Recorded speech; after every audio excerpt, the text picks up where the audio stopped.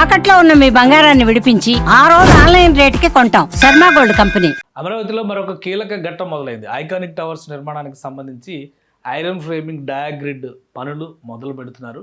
3-4 towers, అలానే 1-2 towers, 5వ tower GID tower, మొత్తం 5 టవర్లు కూడా ఐరన్ ఫ్రేమ్డ్ ఇన్ఫ్రాస్ట్రక్చర్ అంటే డయాగ్రిడ్ నిర్మాణ తరహాలో ప్లాన్ చేస్తున్నారు. దీనికి సంబంధించి కొద్ది రోజుల క్రితమే మంత్రి నారాయణ అక్కడ ఒక ప్రారంభోత్సవం కూడా చేశారు. ఈ డయాగ్రిడ్కి సంబంధించినటువంటి ఐరన్ ఫ్రేమ్స్ తయారు చేసేందుకు భీమా కంపెనీకి కాంట్రాక్ట్ దక్కింది. అక్కడే ప్లాంట్ ఏర్పాటు చేశారు. అక్కడే తయారు చేసి అక్కడి నుంచి అక్కడికే షిఫ్ట్ చేసి ఇమీడియట్గా ఇంటిగ్రేట్ చేసేటువంటి బాధ్యత ఇందులో తీసుకుంటారు. సో దీనికి సంబంధించి ఐకానిక్ టవర్ల స్ట్రక్చర్, ఐరన్ స్ట్రక్చర్ ఏదైతే ఫ్రేమ్ స్ట్రక్చర్స్ అంటున్నారో ఇట్లా క్రాస్ టైప్లో ఫిక్స్ చేసుకుంటూ వచ్చాయి. ఆ పనులు ప్రారంభిస్తూ దానికి కూడా పూజా కార్యక్రమం నిర్వహించారు మంత్రి నారాయణ. మొత్తం 5 టవర్లు కూడా 47 అంతస్తులతో ఒక జిఐడి టవర్ వస్తుంది. మిగతా 4 కూడా 40 అంతస్తుల టవర్లు వస్తాయి. మొత్తం దీని స్పెషాలిటీ ఏంటంటే ఈ టోటల్ బిల్డింగ్ స్పేస్ చూస్తే 53 లక్షల చదరపు అడుగుల వైశాల్యాన్ని అక్కడ క్రియేట్ చేయబోతున్నారు.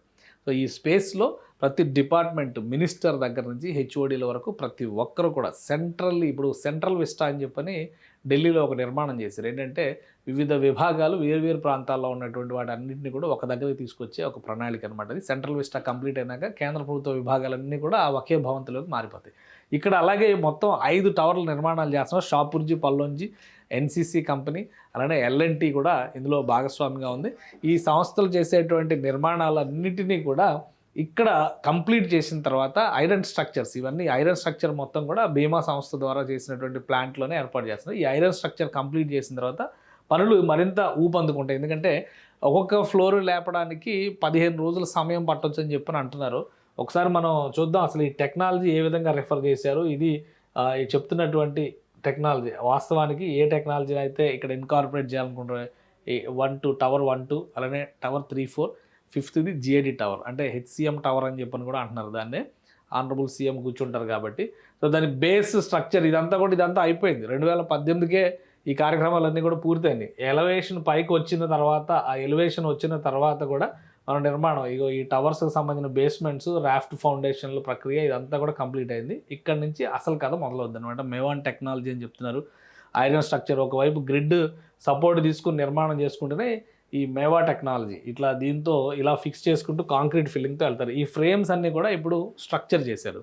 సో షాపూర్జీ పల్లోంజీ నిర్మిస్తున్నటువంటి టవర్ల దగ్గర మంత్రి నారాయణ గారు ఇట్లా ఒక structure by structure, step by step fill చేసుకుంటూ వెళ్తే కనుక ఈ నిర్మాణాలు కంప్లీట్ అవుతాయి. దీనికి ఒక డెడ్ లైన్ చెప్పారు.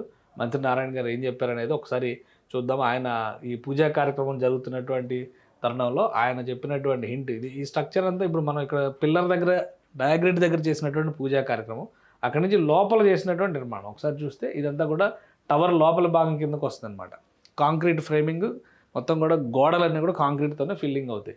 సో వీటన్నిటిని నిర్మించడానికి మొత్తంగా ప్రభుత్వం చెప్తున్నటువంటి టార్గెట్ అక్టోబరు 2028 అని చెప్తున్నారు. అక్టోబర్ 2028కి టోటల్గా ఈ టవర్స్ కంప్లీట్ అవుతాయి, ప్రారంభోత్సవానికి రెడీ అవుతాయి అని చెప్తున్నారు. అంటే 2 ఏళ్ల సమయం ఉంది. ఇది 2026 మార్చిలో ఉన్నాం మనం.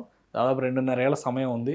నెలకి 1 ఫ్లోర్ చొప్పున, నెలకి 2 ఫ్లోర్లు చొప్పున నిర్మాణ ప్రక్రియని చాలా వేగంగా ముందుకు తీసుకెళ్తామని చెప్తున్నారు.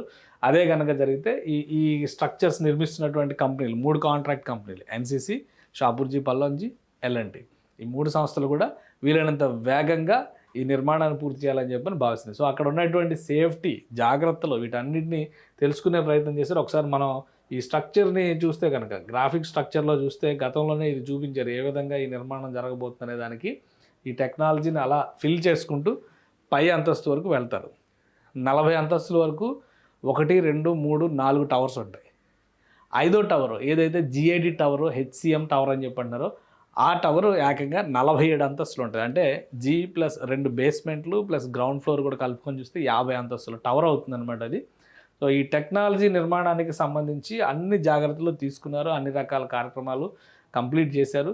ఇప్పుడు ఈ డయాగ్రిడ్ స్టార్ట్ అవుతుంది. ఈ డయాగ్రిడ్ ఫ్రేమ్ అంటే ఇంటర్నల్గా ఈ వాల్ స్ట్రక్చరు 2 అంతస్తులు 3 అంతస్తులు లేపిన తర్వాత ఈ డయాగ్రిడ్ స్ట్రక్చర్ వస్తుంది అనమాట. ఇటు అటు ఫ్రేమ్స్ వస్తాయి, మధ్యలో బీమ్స్ వస్తాయి, దానిపైన ఐరన్ షీటింగ్ వస్తుంది, దానిపైన కాంక్రీట్ ఫిల్లింగ్ వస్తుంది. కాంక్రీట్ ఫిల్లింగ్ వచ్చిన తర్వాత స్టెప్ బై స్టెప్ స్ట్రక్చర్ పైకి వెళ్తూ ఉంటుంది. దీనివల్ల ఏంటంటే పిల్లర్స్ సమస్య లేకుండా బిల్డింగ్ వెయిట్ అంతా కూడా ఈ డయాగ్రిడ్ మీద నిలబడి ఉంటుంది అనమాట. సో స్పేషియస్గా హాల్స్ కానీ అవి కానీ కనిపిస్తాయని చెప్పని చెప్తున్నారు. దానికి అనుగుణంగా ఈ నిర్మాణ ప్రక్రియను తీసుకెళ్తున్నారు. ఇప్పుడు డయాగ్రిడ్కి సంబంధించినటువంటి పనులు మొదలవడం అంటే ఆల్మోస్ట్ ఇందులో ఉన్నటువంటి ముఖ్య ఘట్టాలన్నీ కూడా ఇక పూర్తయినట్టే. ఈ డయాగ్రిడ్ మీద ఆధారపడే ఈ ఏడాది పాటు దాదాపుగా ఈ స్ట్రక్చర్ని పైకి లేపేటువంటి అవకాశం ఉంటుంది. ఒక టవర్కి డిజైన్ చేశారు, నెక్స్ట్ టవర్ కూడా త్వరలోనే చేస్తారు. ఇలా 1 by 1 స్టెప్ బై స్టెప్ అన్ని టవర్లో కంప్లీట్ చేసుకుని ముందుకెళ్తారు. వాటి హైటు, ఫ్రేమింగ్ అంతా కూడా ఇంజనీరింగ్ మెకానిక్స్ అంటే ఒక విధంగా ఇంజనీరింగ్ క్యాలిక్యులేషన్స్ ఆధారంగా వాటన్నిటిని ఇంటిగ్రేట్ చేసుకుని వెళ్తారు. ఇప్పుడు గ్రాఫిక్లో చూసినంత ఈజీగా సులువుగా ఉండదు, చాలా జాగ్రత్తలు ఉండాలి. హెవీ క్రేన్స్ను ఉపయోగిస్తున్నారు, అత్యంత ఎత్తైన క్రేన్ కూడా దీనికోసం ఈ నిర్మాణం కోసం ఉపయోగించబోతున్నారు.